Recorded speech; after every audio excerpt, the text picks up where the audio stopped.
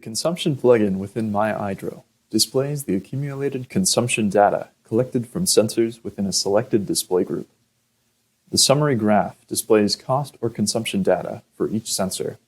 The graph's legend is located in the bottom left-hand corner.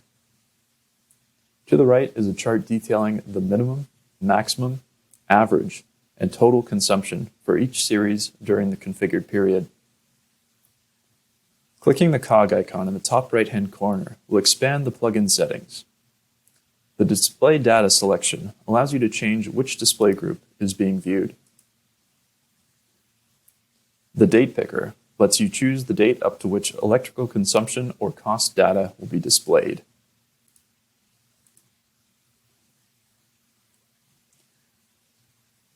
This box below allows you to set the scale of the summary graph. The number select determines the number of steps in the x-axis. To view all settings, tick the More Options checkbox. The display type allows you to see data on consumption or cost. The graph type specifies whether the summary will be displayed as a line, column, or area graph. The Stacked Graph checkbox toggles whether values for each sensor will be displayed side by side or stacked on top of each other.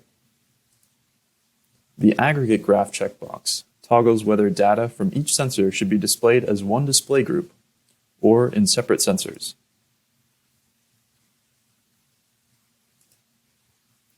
The Graph Scale checkbox toggles whether users can configure their own min and max. The Show Statistics checkbox toggles whether the summary graph's legend and statistics are displayed.